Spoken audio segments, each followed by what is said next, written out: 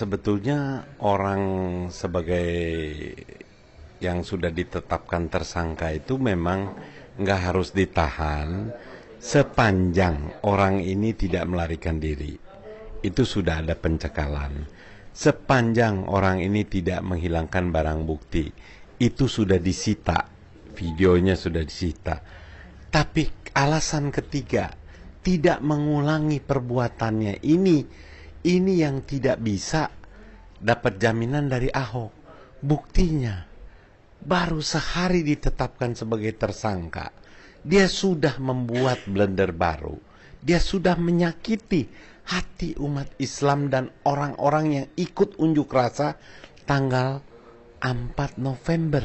Dengan menyatakan wawancara dengan TV asing, dia bilang itu yang ikut itu dapat bayaran 500.000. Nah, yang begini nih polisi harus tanggap. Orang ini harus ditahan. Oke lah tahanan, nggak tahanan di penjara. Tahanan rumah. Kenapa? Kalau tahanan rumah itu dia dibatasi. Dia tidak bisa bikin konferensi pers sembarang. Karena orang yang masuk rumah dia itu sudah mendapat pengawasan yang ketat.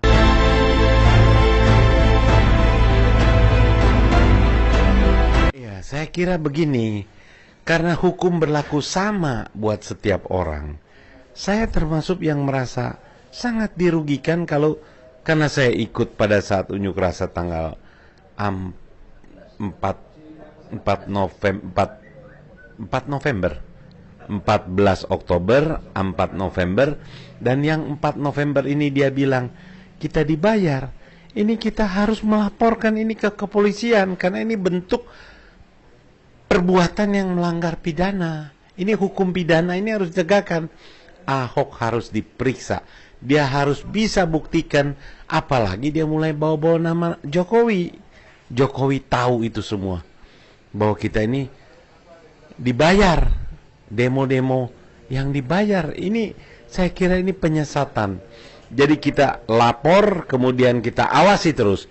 Dan saya berharap pemerintah jangan memperpanjang ini urusan. Urusan ini sangat sederhana. Contohnya ada orang yang menista agama langsung diproses, dipidana, selesai. Gitu.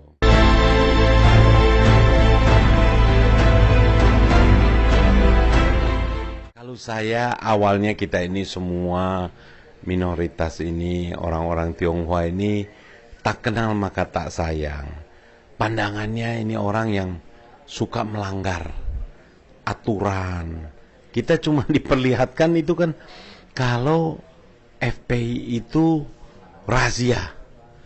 Tapi teman-teman saya tanya, kita berpandangan begini kepada FPI, kepada Habib ini, emang kita pernah dirugikan?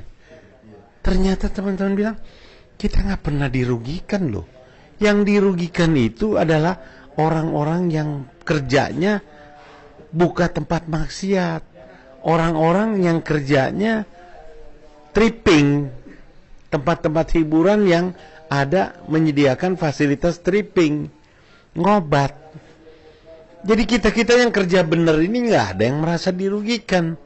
Akhirnya kita kenal, kita berdialog. Ternyata beliau orangnya yang luar biasa. Santun, baik, dan bisa mengerti. Nah, jadi saya pikir ke depan, dan yang saya bangga,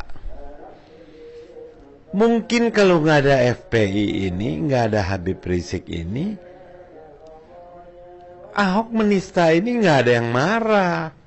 Ini yang saya senang, beliau tampil terdepan, memelopori, tapi adem, nggak dikasih briefing, tidak karena Ahok ini Tionghoa, tidak karena dia Kristen, tapi karena dia menista agama. Demikian juga pada saat di KPK. FPI turun demo itu bukan karena dia Tionghoa, bukan karena dia Kristen, tapi dia korupsi. Ini yang menyebabkan saya jadi sama, seiring dengan Habib Rizik dan teman-teman FPI bersama-sama berjuang. Jadi gerakan kita ini bukan gerakan rasialis. Gerakan kita adalah gerakan menuntut keadilan untuk menjaga negara Pancasila ini supaya tetap utuh, tetap bersatu. Bersatu utuh itu kalau semua diperlakukan adil. Kalau agama mayoritas yang dinista tidak bisa diadili, bencana ini. Nggak ada lagi orang yang percaya kepada hukum. Jadi saya kira pandangan negatif terhadap Habib Rizik ini harus dibuang. Dan teman-teman saya ini hari ini bikin iklan di koran Rakyat Merdeka, satu halaman itu berterima kasih. Wabil khusus katanya itu kepada Imam Besar FPI. Itu benar-benar teman-teman saya tergerak. Lius ini Tionghoa luar biasa.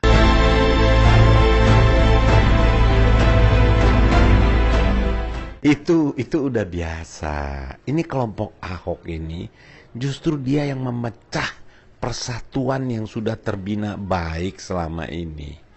Dia selalu menyebarkan isu-isu yang menimbulkan pertentangan antara agama, antara suku. Nggak ada itu. Kalaupun ada demo ini, kalau ada besok demo lain itu, karena pemerintah tidak bisa menegakkan hukum, itu pasti ada demo lagi. Jangan dipikir masyarakat Indonesia atau khususnya umat Islam takut sama gas air mata, takut tembakan-tembakan tentara polisi. Nggak ada. Sekarang bisa tenang ini karena lagi melihat kesungguhan, keseriusan penegak hukum melaksanakan hukum. Tapi kalau dia main-main, jangan salahkan. Saya pasti juga ikut di paling depan untuk menuntut keadilan. Jadi kalau sekarang di medsos gitu, itu biasalah. Orang semua tokoh-tokoh yang serang Ahok, yang protes Ahok jelek, itu dibully abis-abisan. Tapi kan kita akhirnya jadi tahu, inilah cara-cara jahat daripada Ahok punya pendukung untuk menjatuhkan image orang. Dan untuk pejuang tidak akan mundur cuma karena begitu. Ingat itu.